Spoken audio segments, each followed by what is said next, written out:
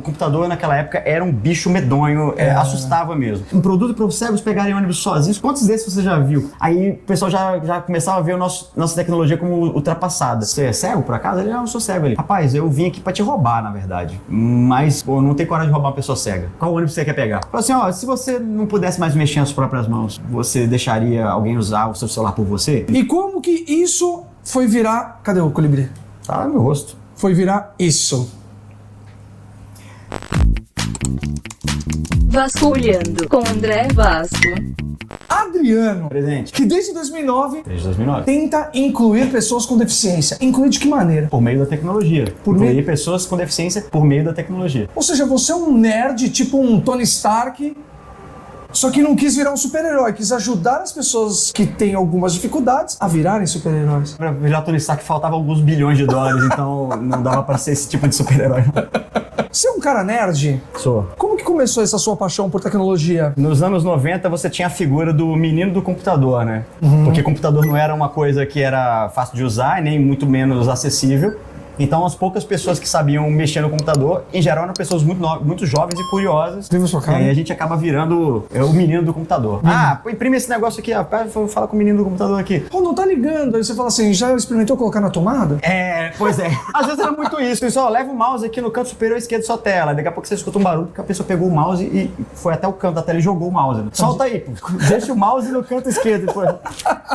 Né? Nos anos 90 tinha muito isso, cara. Sim. O computador naquela época era um bicho medonho, assustava mesmo. Você não ligava e era uma coisa intuitiva? Não. O XT, o 286, a 386, você tinha que meter aquela tela toda preta. Tela preta, E cara. você metia um CD barra invertida, C2 pontos, ponto .exe, Enter. Aí, nossa. A primeira coisa que eu aprendi a fazer foi digitar o caminho para algum joguinho que o pessoal colocou lá no Era DOS. isso. Qual Digita joguinho você jogava? Era o Prince of Persia e o Battle Chess. Nossa, o Prince of Persia, só que versão computador, PC, versão PC, PC. que era todo laranja. O seu era laranja ou verde? Já era Nutella nessa época, era colorido. Caramba! O motor era VGA. Calma aí, Era VGA. monitor laranja. Era esse que eu jogava. Nossa, você pegou um Roots. Olha aqui, olha aqui. Era esse mesmo jogo, só que aí tu tá no monitor monocromático. Só que- né? Eu só que jogava era- no monitor colorido. Era já. dificílimo de passar de fase, porque tinha umas fases que você tinha que hackear e baixar um papelzinho, porque era tipo C com B. Lembra que ele tomava um veneninho? Lembro.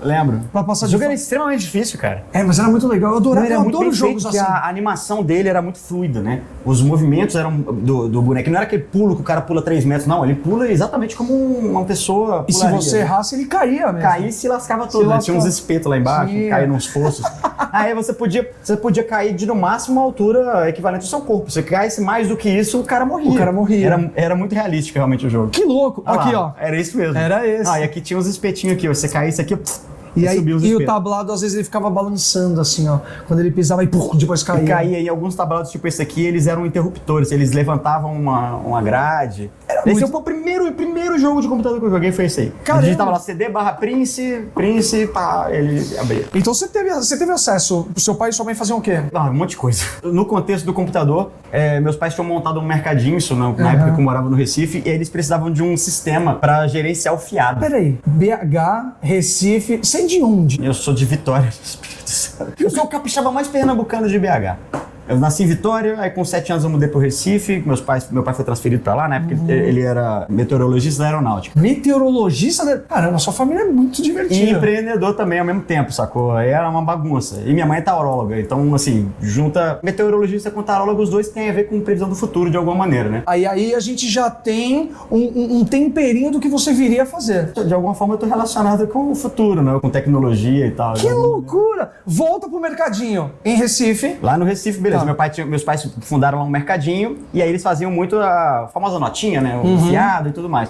Só que o negócio começou a tomar uma escala e eles precisavam de gerenciar aquilo. Como não existia Excel para você gerenciar os fiados, Sim. eles precisavam de um sistema computadorizado. Então eles compraram um computador e contrataram um programador para fazer isso numa linguagem extinta chamada Clipper. O computador ficava lá em casa e o programador ia lá em casa, ficava lá a manhã inteira programando até que o sistema ficasse pronto. E aí, lógico que ele chegava lá e passava aquelas drogas por debaixo da porta pra gente, né? Chegava assim, ei moleque, vem cá. quer ver um negócio legal? Aí eu chegava lá e...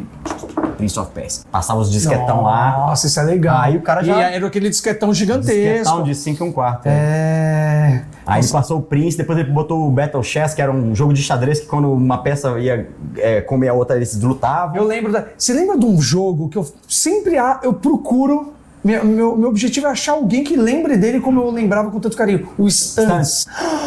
Cara, o Stunts foi um vício, velho. Mano, você monta... Você podia montar percurso, você podia... Stunts. Jogo...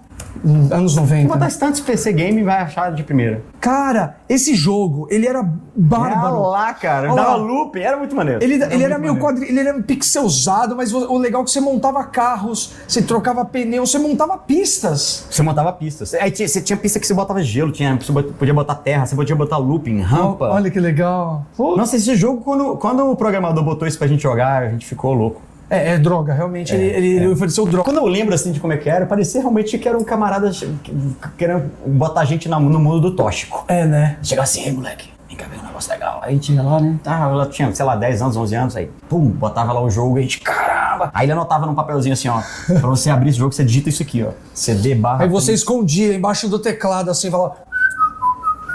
Aí a gente começa a buscar drogas mais pesadas na escola, né? Aí daqui a pouco, eu tenho um jogo assim, não sei o quê. Quantos disquetes que eu preciso? 15 disquetes. Aí a gente comprava a caixa de disquete, passava pro amigo. Cara. O amigo gravava o jogo lá em 15 disquetes, a gente instalava um por um lá, rezando pra não dar pau. E quando um perdia o disquete, e aí não dava continuidade, porque tinha que ser na sequência. Tinha que ser na sequência. Se um desse pau, você perdia, não instalava mais nada. Acabou. Tá bom, e aí quando você entrou de verdade no mundo das drogas, no caso da tecnologia, como que isso foi desenvolvendo? Sempre gostei muito de videogame, sempre gostei de computador lá nos primórdios, isso me despertava uma curiosidade de saber como é que as coisas funcionavam. E aí o sonho da molecada que gostava de videogame igual eu nos anos 90 era trabalhar na Sega, trabalhar na Nintendo, de preferência como programador de jogos ou como testador de jogos, era meio que o sonho de todo mundo, assim. E eu queria realmente, eu queria saber como é que os jogos eram feitos, né? Como é que aquela coisinha, aquela pastilha, aquela placa verde com os tijolinhos virava o jogo na minha tela.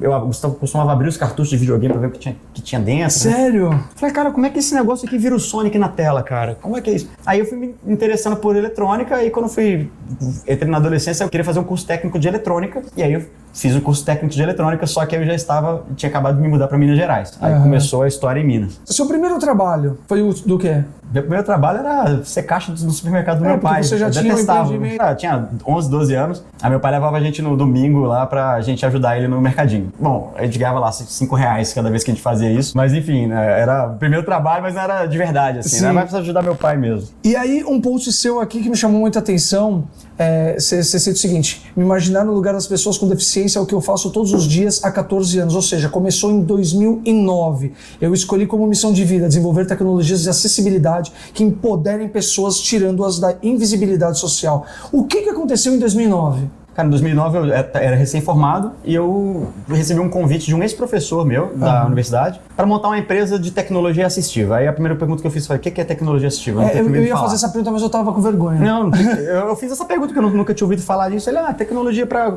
contornar as limitações das pessoas, deficiências, etc. Aqui, assistiva. Aí eu, mas que tecnologia é essa? Aí ele explicou, ele tinha desenvolvendo no laboratório que ele trabalhava na UFMG, uma coisa para ajudar as pessoas cegas a pegar ônibus sozinhos. Que louco. Então, muita gente já passou pela situação de, às vezes, estar num ponto de ônibus, chega uma pessoa cega e fala assim: por favor, quando passar o ônibus, sei lá, o 4102, você me avisa? Porque a pessoa não enxerga, não tem como saber. Sim. Então, esse professor estava desenvolvendo um produto, né, um sistema que, se existisse, as pessoas cegas poderiam pegar o ônibus sozinhas, sem depender dessa ajuda. Genial. Imagina uma pessoa cega sozinha no ponto. Nessa situação, a pessoa cega ela acaba ali dando sinal para tudo que fizer barulho de motor diesel. Dá sinal até pro caminhão do lixo. E acaba caindo na dependência da boa vontade de alguém, né? Sempre. Que deve ter uns espíritos de porco. Fala assim: olha, esse daí, meu ceguinho. Cara, ao longo dos primeiros 5 anos da empresa, que foi dedicado a essa tecnologia que a gente estava tentando criar, o que eu mais escutava das pessoas cegas era a história de que quando você pedia ajuda para alguém e a pessoa pegava o ônibus dela e ia embora e esquecia de avisar que foi embora. Então você tá lá no ponto confiando na ajuda de alguém que já foi embora e você nem sabe. E algumas pessoas com deficiência visual, elas criavam um cacoete de ficar assim, ó, conversando puxando papo com a pessoa que ficou Pra de ter ajudar, certeza que a pessoa tá que do ela tá lá lado. encostando nela pra ter certeza que ela não Entendi. foi embora. Claro, de vez em Pura quando isso. aconteceu. Uma vez eu conheci uma pessoa cega que contou que tava esperando um ônibus sozinho no ponto, então ele tava lá dando sinal pra tudo fazer barulho de motor, né? Ele sentiu que alguém se aproximou dele, aí ele acabou abordando a pessoa que chegou antes da pessoa abordar. Ele falou assim: oi, por favor, você pode me ajudar a pegar o ônibus? Aí a pessoa falou assim: é por quê? Você é cego, por acaso? Ele: não, eu sou cego. Ele: rapaz, eu vim aqui pra te roubar, na verdade. Mas, pô, não tenho coragem de roubar uma pessoa cega. Qual ônibus você quer pegar? Ah, mano, mentira. Aí o ladrão ficou lá esperando o ônibus dele chegar. Olá. E o cara lá trincando de medo. Aí na hora que chegou o ônibus, ó, seu ônibus chegou, pô, obrigado, Deus e paga. Ele: não, eu vou com você. Eu vou te ajudar a descer também. Aí o cara: não precisa não, pergunta pro cobrador de ônibus. Ele: não, vou lá com você. Nossa, olha só, tá vendo? Aí o cara falou: em que ponto que você quer descer? Aí ele ficou lá no ponto da esquina, não sei o que, não sei o que. Aí o cara ajudou ele Uma a descer luz do ônibus. divina desvirtuou o meliante. E pra sorte dele, ele desceu e o meliante ficou no ônibus. Provavelmente ganhou um baita de um vale pecado. Com certeza. Ele voltou, pelo menos ele teve os 3 furtos garantidos. Ah, não, beleza. Esses 3 aqui tá na conta da não. boa ação. Vale pecado recebido com sucesso. Pô, mas assim, 5 anos você ficou né, o começo da startup. Como que você fazia pra ter um salário? Como Não que você tinha. fazia? Não Investimento, era tudo vinha de Não. vocês. Como você vivia? Trabalhava com mineração quando surgiu esse convite. Eu e um outro ex-colega meu de faculdade, que fomos quem montou a empresa junto com o professor, a gente achava que o professor ia tocar a parte comercial e, sei lá, e administrativa, e a gente ia ser os engenheiros do professor. Mas era por mineração falta de de- criptomoeda? Não, mineração de minério. De minério mesmo. É esse tipo de mineração mesmo aí. Eu trabalhava numa empresa de automação para sistemas de mineração, sistema de automação para mineração. Sim. Aí eu saí dessa empresa e pensei, pô, daqui a uns 2, 3 meses esse sistema dos cegos pegarem ônibus a gente já deve estar instalando isso em São Paulo, em cidade grande aí. Porque foi o que o professor disse pra gente. Não, tá quase pronto aqui, tá quase pronto, falta só uma pincelada. Cara, o que se tinha era um protótipo. Que viria a ser o protótipo do quê? Era essa tecnologia para os cegos pegarem ônibus. Já era essa tecnologia. Já era essa tecnologia. E não rolou ela. Cara, ela chegou a ser instalada em 3 cidades do Brasil, mas comercialmente era uma catástrofe. A Sério? gente instalou em 2 cidades aqui do Qual que era o interior de nome? São Paulo. DPS 2000, tudo junto. Aí, ó, é isso aí, ó. Olha, esses desenhos aqui que foi eu que fiz no computador, ó. O primeiro folder da empresa foi eu que fiz desenhando no Paint lá. E só avisava, era simplesmente isso. É, mas ele avisava o motorista antes. 100 metros antes de chegar no ponto onde tem uma pessoa com deficiência visual, o motorista recebia um aviso dizendo: olha, no próximo ponto tem uma pessoa com deficiência visual. Mas a pessoa com deficiência visual ela deveria ter um cadastro, alguma coisa, para ter um aparelho que identificasse. Tipo um GPS. Não tinha nem celular com GPS na época, né? Isso aí é bem tempo atrás. Você tinha 2 aparelhos. Um fica no ônibus, que é esse que tem uma anteninha com caixa de som, e esse fica na mão do passageiro. Tá. Então o aparelho do passageiro ele escolhia que ônibus que ele quer pegar. Ah, E só isso. Ia pro ponto, ligava e ficava esperando. Esse era um transmissor de radiofrequência. tá. Tá aqui, Quando o ó. ônibus ia chegando, 100 metros de distância, Aqui, ó, 100 metros. aí o motorista era avisado. E aí como é que o passageiro passa a saber que o ônibus vai chegar? Na hora que abre a porta do ônibus, a caixa de som do ônibus começa a avisar o número da linha, e aí o passageiro conseguia se orientar pelo som para saber onde que o ônibus parou. E era assim que ele sabia para onde que ele tinha que ir, porque às vezes em pontos de ônibus muito... Olha, esse aqui era o professor que teve a ideia de fundar a empresa lá atrás. E a empresa já era a sua de hoje? Não. Não, é outra coisa. É outra coisa. Essa A foi única primeira. coisa que se manteve foi o CNPJ. A empresa se chamava Gerais na época. Gerais, porque era de Minas Gerais. Nossa, ele era super criativo. É, tipo, assim como outras 200 empresas que têm o mesmo nome, Entendi. só em Belo Horizonte. Mas e aí, quando que acabou essa sociedade? Quando que esse projeto foi por água abaixo? Depois de uns... Porque você não via futuro. Nossa, que piada de... Ai, perdão. Não, infelizmente a gente acabou tendo que deixar as pessoas cegas a não ver navios, com perdão do trocadilho infame, porque a gente precisou abandonar o projeto porque ele era catastrófico comercialmente falando. Imagina, você vende essa tecnologia para a prefeitura. Sim. Só que a prefeitura tenta empurrar isso para o empresário de ônibus, que não vê vantagem nenhuma porque ele não vai ter retorno do investimento em termos de passagem, porque o passageiro cego já não paga passagem. Então, Ou seja, é só um gasto a mais. para o empresário de ônibus é gasto. É. Para a prefeitura, tinha que ser um investimento em acessibilidade, porque isso é constitucionalmente um dever do Estado. Sim. Só que fica nesse jogo de empurra e a empresa fica no meio e as pessoas que realmente precisam ficam aguardando. É. Eu não tinha... Se eu pudesse falar assim, olha, vender só o aparelho mágico para pessoa cega, ela dava um jeito, porque isso resolve um problemaço. Entendi. Mas só funcionava se os ônibus estivessem equipados. E para isso eu precisava vender para feito tudo. Lembrando que isso é pré-internet, banda larga, pré-GPS, smartphone. Não, isso aí era o celular, o melhor celular é o que tinha lanterninha, Nossa, né, que a gente começou. Entendi. E aí disso, pra onde você foi? Aí o que aconteceu? Eu já dei um prazo pra isso aí. Quanto tempo durou? De 2009 a 2013. 2013. Aí em 2013 mesmo, o meu sócio Thiago, que era esse colega meu de turma, ele saiu. Falou, não, cara, não dá mais essa maluquice. Isso aí a gente não tem previsibilidade nenhuma. Como é que a gente tocava a empresa? A gente passou a prestar serviço para as empresas para qual a gente trabalhava antes. A gente saiu do CLT, abriu a empresa. PJ para continuar trabalhando para quem vocês trabalham. Exatamente, só que com a diferença. O dinheiro agora não ia mais pro nosso bolso. O dinheiro é para sustentar esse negócio, sustentar o negócio. Que loucura! A gente passou a prestar serviço para as empresas que eram nossos patrões antes, só que com o dinheiro para alimentar o sonho. Que loucura. Aí, que loucura. cara, chegou uma hora que não deu mais. Aí o Thiago falou, chega pra mim e saiu. O professor continuou dando aula na faculdade. Aí eu pensei, cara, eu vou riscar aqui uma linha no chão. No final de 2013, a gente ia completar 5 anos de existência. Tá. Falei, 5 anos é um bom momento para você avaliar a tua vida e ver o que deu certo e o que deu errado. Sim. Falei assim, se não acontecer nenhum milagre até dia 31 de dezembro, que é quando a gente completa 5 anos, aí eu vou voltar pro mercado de trabalho, vou voltar a trabalhar com mineração, triste da vida, mas eu ia fazer isso, porque nesses 5 anos eu já estava me apaixonado pela causa. Então, mas isso que eu ia te falar, 5 anos trampando e vendo um negócio que você não via futuro.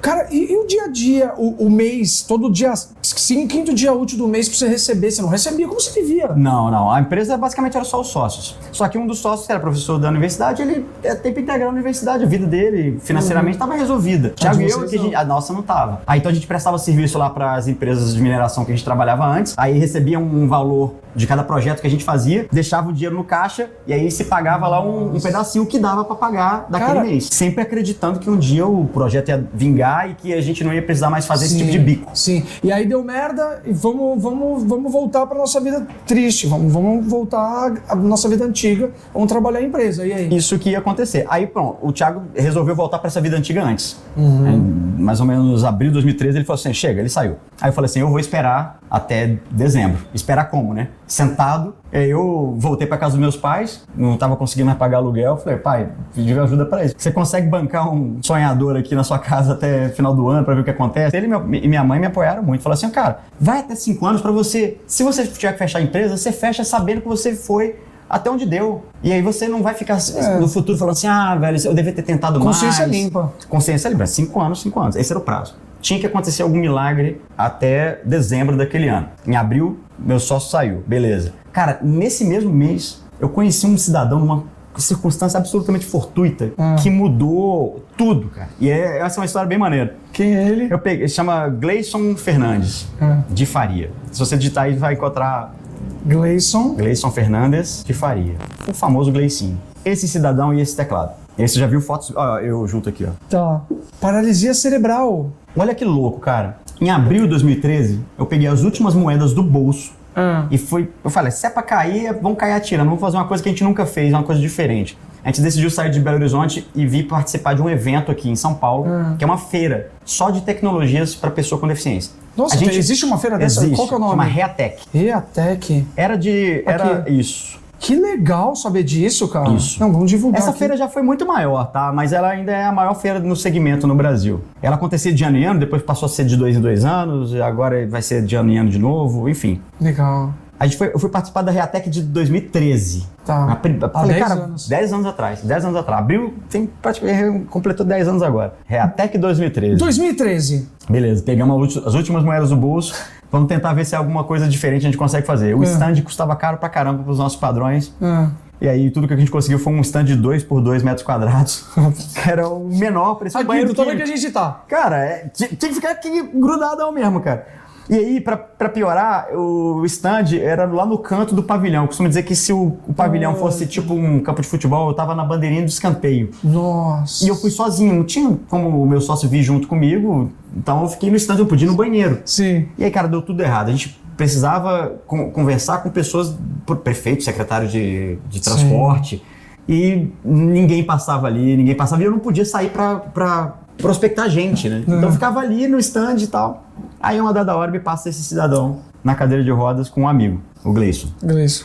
Passou na frente do stand, viu o banner que tava pendurado ali com o nome Gerais, que era o nome da empresa. Aham. Lembrando que a feira era em São Paulo, né? Tá. Aí ele chegou perto e foi me perguntar se o nome Gerais tinha alguma coisa a ver com Minas Gerais. E eu não entendi nada que ele falou. Pela deficiência que ele tem, a fala dele é muito comprometida. Não consegui entender. Eu sentei e falei, desculpa, eu não entendi. Aí ele falou de novo, eu não entendi. Aí o amigo dele traduziu. Ah, quer saber se Gerais tem a ver com Minas Gerais. Ele falou assim. Eu falei, tem, já, eu sou de Belo Horizonte, tô aqui na feira. Ele, nós somos de Itaúna, Minas Gerais também. A gente começou a conversar. Né? Sempre com o amigo dele me traduzindo, né? E aí eu perguntei pra ele o que ele veio fazer na feira. E ele disse que ele era, a primeira coisa que me surpreendeu, cientista da computação. Bom, até aquele momento eu não sabia muito sobre pessoas com deficiência motora, porque nossa tecnologia era para pessoas com deficiência visual, né?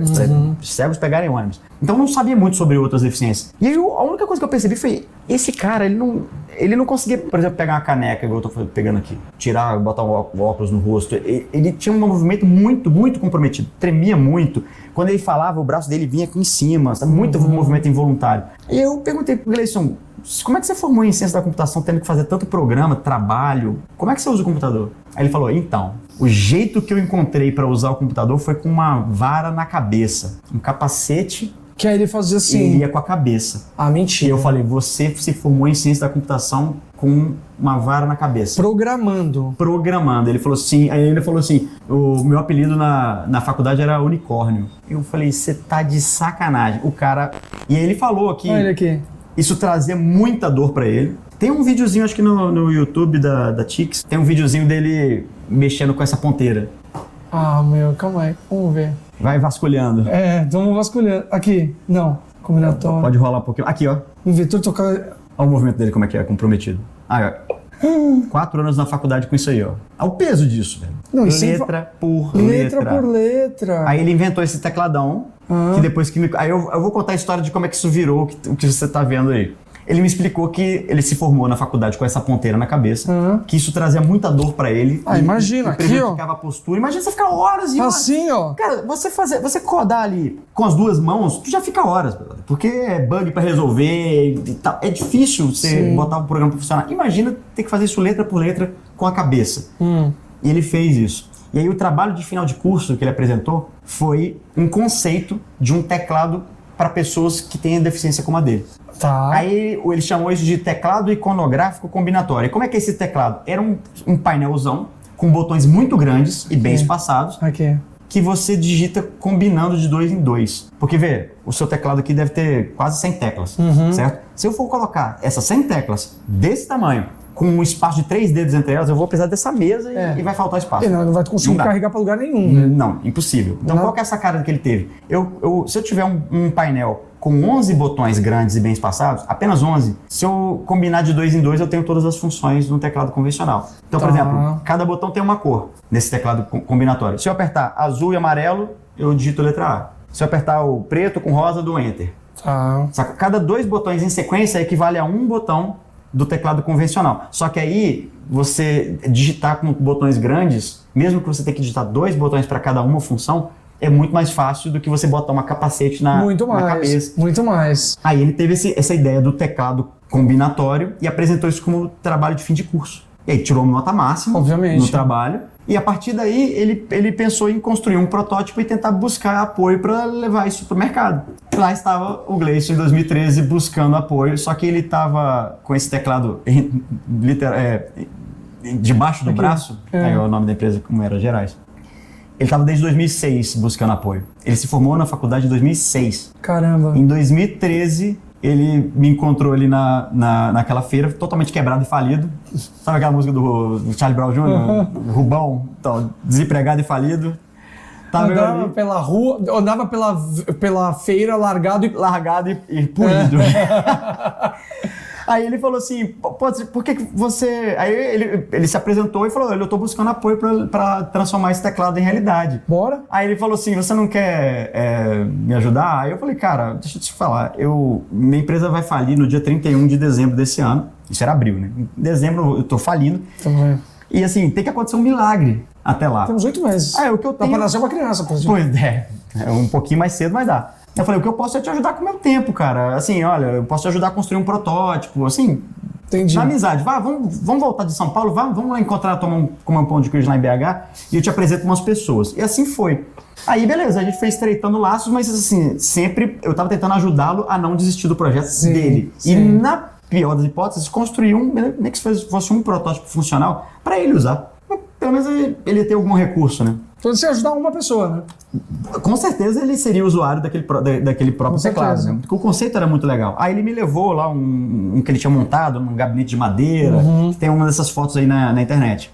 Lá no Google Imagens, tem uma das imagens que é ele com esse gabinete de madeira, que foi o que ele me mostrou. Esse daqui, ó. Aqui, ó. Chama teclado Gleicinho, a gente até adesivou. Teclado Gleicinho. Aí, cara, aí entra o milagre, velho. Aí olha que louco. Chegou mais ou menos no mês de julho, Gleicinho me manda um e-mail, usando, claro, o capacete com a ponteira, me manda um e-mail. Falou, Adriano, tem esse prêmio aqui, vamos escrever o teclado nesse prêmio de tecnologia assistiva? É um prêmio da FINEP, é esse aqui, ó. Essa foto foi eu que tirei. Essa foto foi eu que tirei. Ele, vamos escrever o teclado nesse prêmio da FINEP. A FINEP é a financiadora de estudos e pesquisa de lá de Brasília, né? Chamava Prêmio FINEP de Inovação. Aí tinha várias categorias, entre elas, categoria Tecnologia Assistiva. Pô, isso é tecnologia assistiva na veia, né? Finalmente, essa tecnologia assistiva entrou de verdade na sua vida. Né? Sim, aí eu já sabia o que significava e tudo mais. Aí ele falou, vamos escrever o teclado?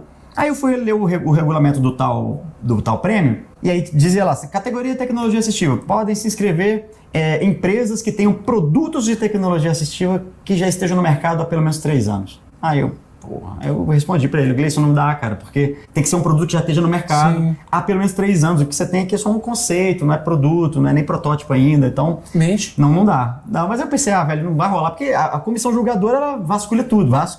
Eu mentiria. Mas o que eu fiz? É pro bem maior. Mas sabe o que eu pensei? Eu pensei, mas a tecnologia para os cegos pegarem ônibus, funciona. E já tem 3 anos, tinha acabado de completar 3 anos que a gente tinha... E esse daí é só... Esse estava só no protótipo. O que eu fiz? Eu fui inscrever no prêmio a nossa moribunda tecnologia para ajudar os cegos a pegar ônibus. Moribunda porque naquela época já estava surgindo celular com internet, aí o pessoal já começava a ver nossa tecnologia como ultrapassada. Sim. Mas eu falei, pelo menos umas 3 cidades a gente instalou, vou inscrever no prêmio. Beleza, cara, passados uns meses, chega lá em outubro, eu recebo um e-mail da FINEP. Parabéns, você venceu o prêmio FINEP de inovação. Sacanagem. Passa aqui os seus dados porque você vai vir participar no Rio de Janeiro, Teatro Municipal, a cerimônia de entrega do prêmio e não sei o que. Aí eu fiquei mal feliz, caralho. Vou fechar a empresa em grande estilo, né? Vou ter pelo menos um troféuzinho pra botar na sala. Alguma coisa valeu. Valeu, né, cara? Aí eu falei, fiquei bem, e eu ainda vou viajar pro Rio de Janeiro na faixa.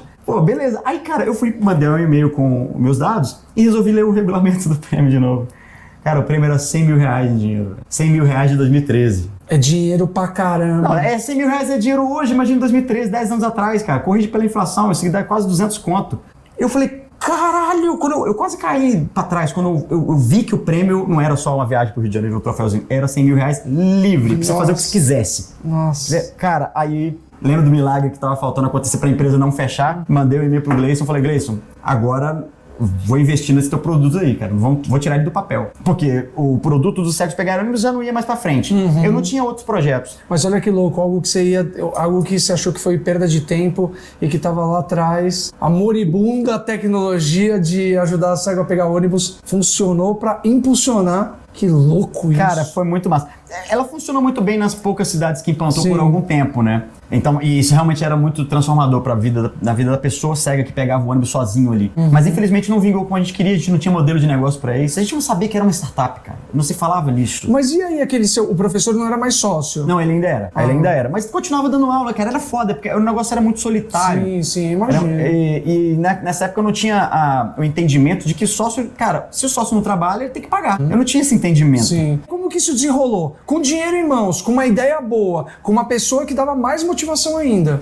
Pois então, aí a gente construiu rapidamente, da pior maneira possível, um produto. Em vez de a gente fazer teste, a gente foi construindo, tudo acreditando seguindo o conceito que o Gleison tinha imaginado na cabeça dele. Tá, e não era o Colibri ainda? Não. Era o teclado para pessoas com deficiência motora. Ali, falta de coordenação motora. Aí a gente lançou esse teclado, aí eu descobri um problema muito maior, que era dificílimo encontrar pessoas que tinham condição de movimento ideal para usar. Ou seja, praticamente como se você tivesse criado um produto para uma pessoa só. Pro Gleison. E ainda por cima era caríssimo de fabricar o produto. Quanto custava cada um desses? R$2.500 na época. Ah, não. E aí eu falei, cara, quem que vai poder ter isso? Aí eu falei, cara, vou tentar vender isso para escolas, centro de reabilitação, Sim. hospital. Aí eu comecei a divulgar. Aprendi o que eu podia melhorar nele. Aham. E aí, quando a gente chegou nas escolas públicas, a gente viu que o lugar desse produto era nas escolas. As professoras começaram a usar o teclado para alfabetizar alunos com deficiência motora e intelectual. A partir daí que começou a dar certo.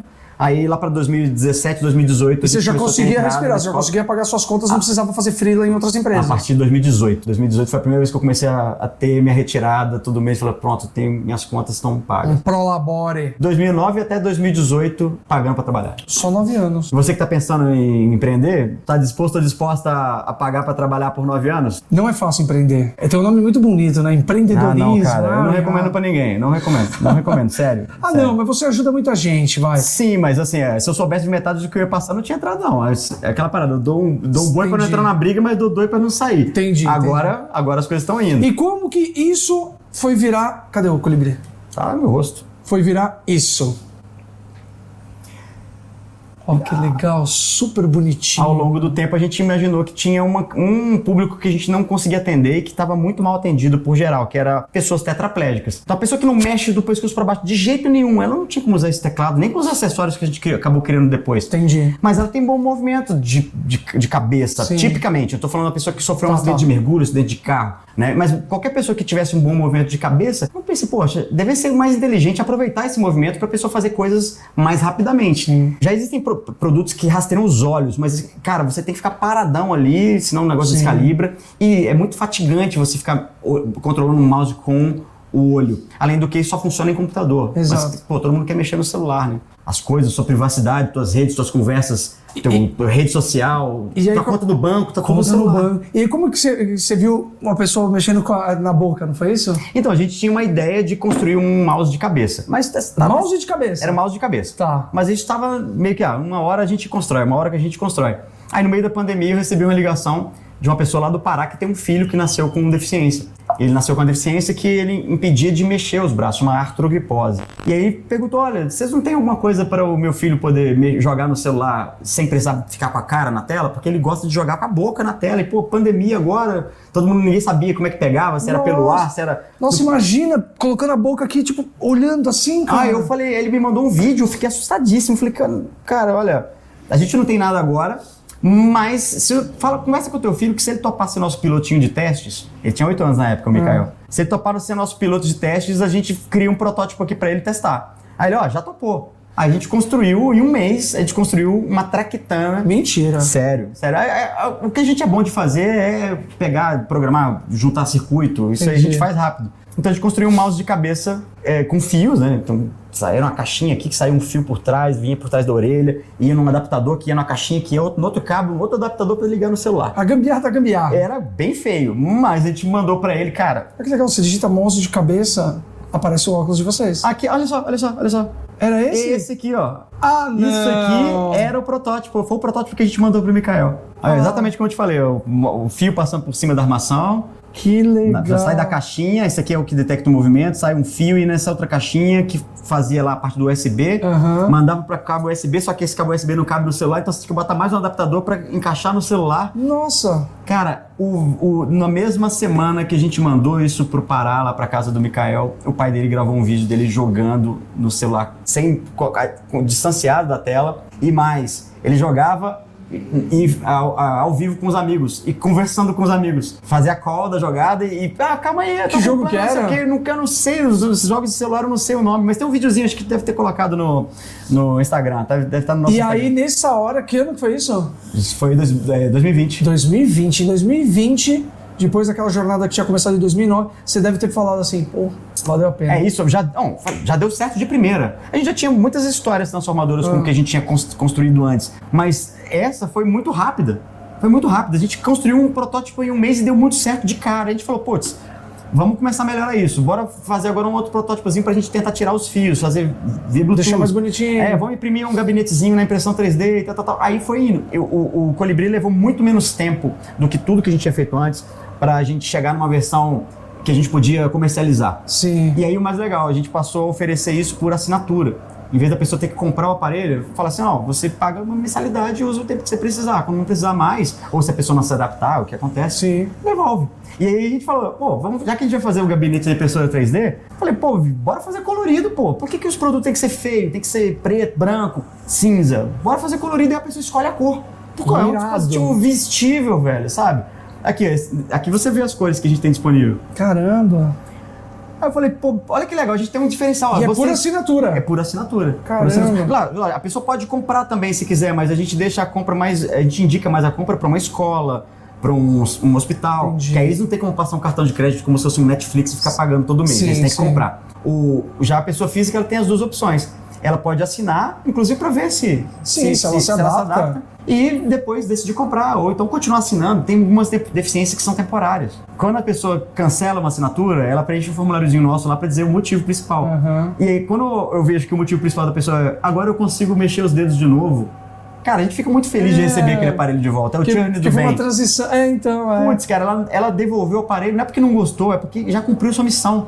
E aqui tem todas as informações de tecnologia.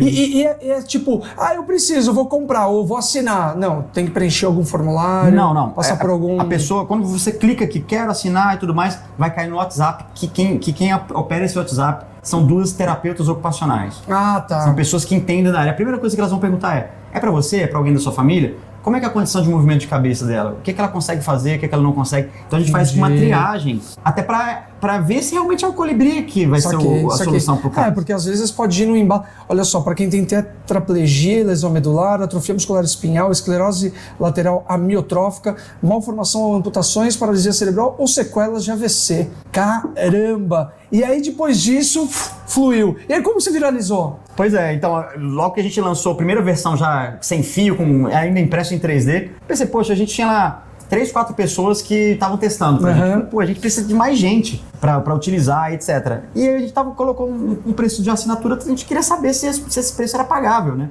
Pô, 120 pila por mês. A gente achava que tava ok, menos de 10% de um salário mínimo. Mas, pô, como é que a gente encontra as pessoas que precisam disso? Aí eu fui e resolvi fazer um vídeo para mandar para as pessoas de terapia ocupacional, fonoaudiologia. Vídeo de 1 minutinho. De 1 minutinho. 1 minutinho, olha só, eu nem conhecia ainda o 1 minutinho, mas o vídeo tem exatamente 1 minuto.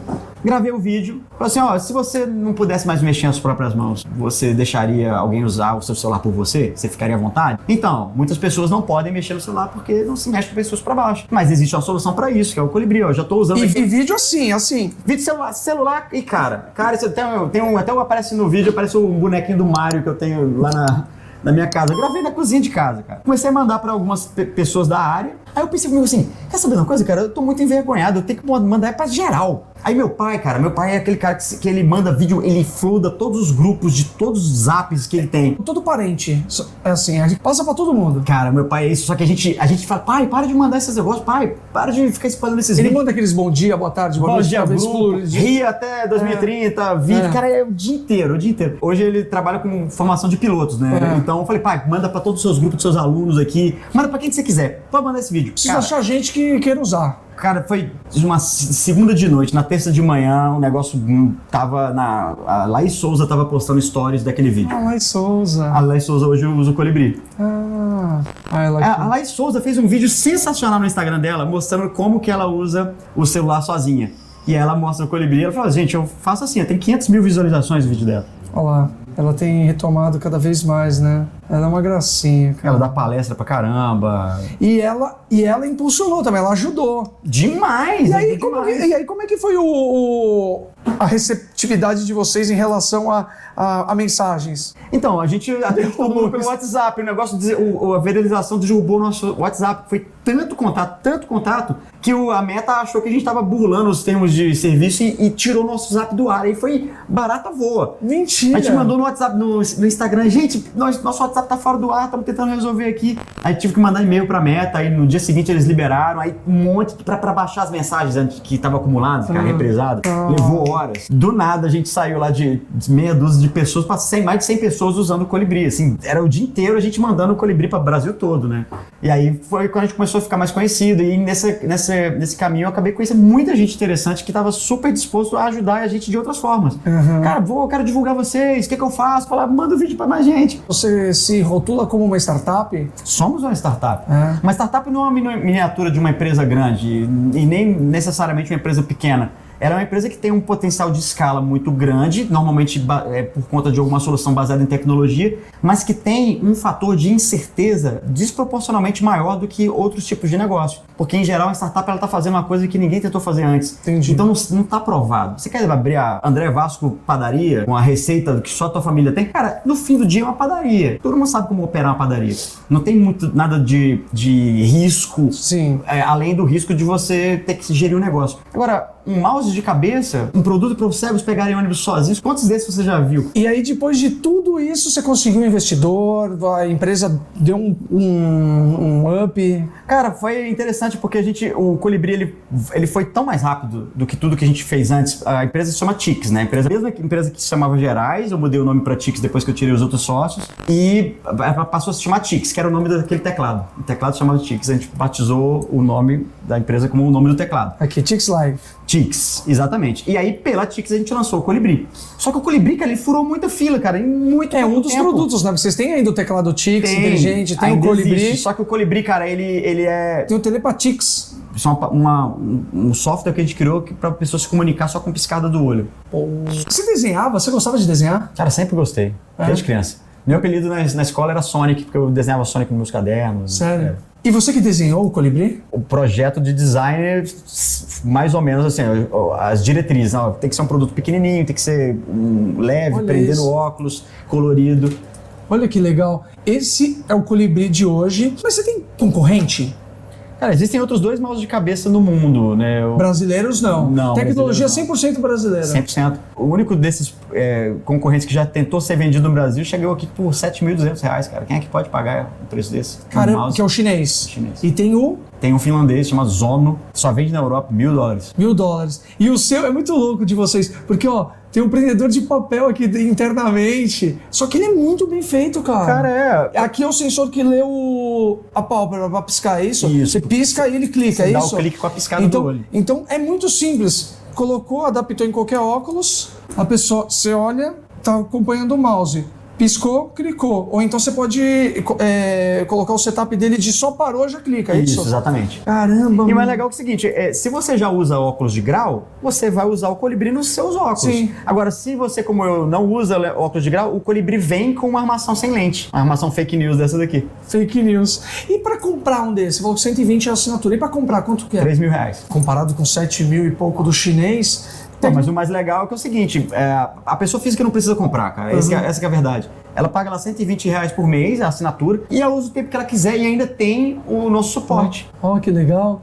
E quando ela não precisar mais, ela pode devolver. Muitas deficiências são temporárias, isso é importante dizer. Sim. Imagina se você compra um equipamento por R$3.000, você vai usar por 5 meses. Agora, quanto que você gastaria se você for assinar por R$120 por mês, 5 meses? Caramba, é assinatura do... Assinatura, que faz muito mais sentido Muito pra mais pessoa sentido, física. muito mais. E você tem mercado pra isso? Você consegue escalonar isso? Consegue. No Brasil são 1.200.000 pessoas que têm deficiência severa nas mãos. E você também pode oferecer pra Só no escolas. Brasil. Escolas que fazem inclusão de Quantas alunos com escolas dá pra deficiência. colocar? Cara, são 37 mil no Brasil que tem salas de recurso multifuncional para acolher as pessoas com deficiência no contraturno. E você precisa participar daqueles processos de Licitação? licitação? Não precisa porque ele é exclusivo. Então a gente tem a documentação toda, então a escola pode comprar direto sem precisar fazer cotação com outras, porque não existem outras empresas que fazem, né? Que demais. Tecnologia brasileira. Obviamente vocês importam coisas da China, mas monta aqui. Só os componentes eletrônicos. Sim. Aqui o projeto, o design, a propriedade do produto é toda nossa. Todo Olha projeto que é produto nosso. legal, cara.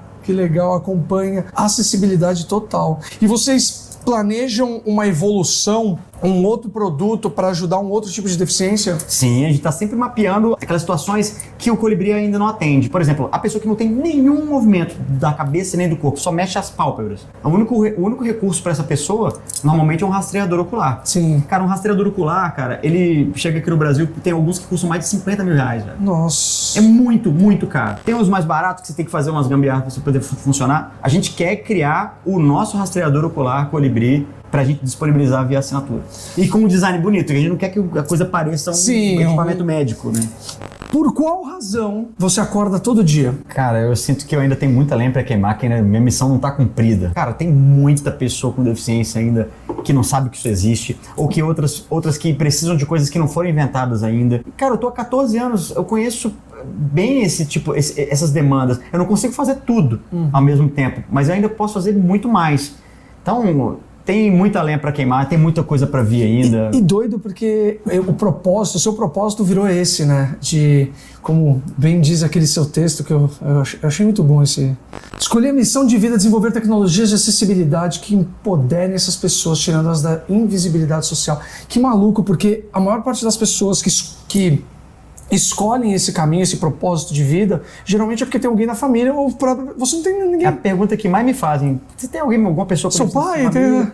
Não é. Eu caí de paraquedas nessa causa, mas eu realmente me apaixonei pelo problema, né?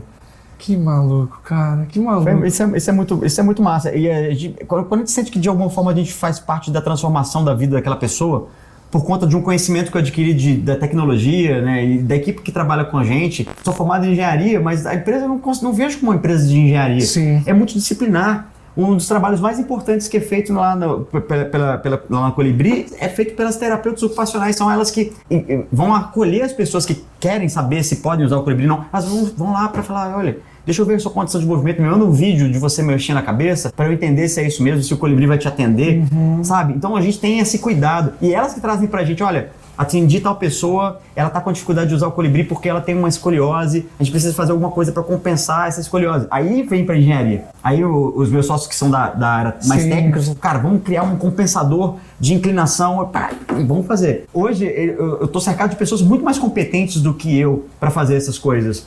Então eu posso cuidar mais da visão do negócio como um todo, que eu sei que o resto está sendo feito por pessoas que são muito mais capazes. Eu adoro sair por aí vasculhando histórias, mas quero criar uma ramificação aí de razões para vasculhar. Pessoas que dão razões pra gente continuar acreditando. Pô, cara, vamos encontrar essas pessoas. Obrigado, viu, mano? Então, já deixa aquele seu like, né? Compartilha. Ativa o sininho. Ativa o sininho, aquelas coisas lá. E compartilhe essa história. Mais uma razão, né? Pô, que legal. Ó, Vicente, gostei. Tamo junto. Beijos. Ó você aqui. Usa com o Sonic, você desenhou o Sonic. Foi, é real. O vídeo tá acelerado, mas eu levei 3 minutos pra fazer esse videozinho. Caramba. Que demais, cara. Que demais. Eu botei a musiquinha e tal. Não, eu desenhei ele e colori ainda, só com o movimento da cabeça. Aí eu tô usando a piscada do olho pra riscar. Então, na hora que eu faço o desenho, eu faço a caretinha aqui e vou riscando. Vai aparecendo lá o Sonic. Muito bom.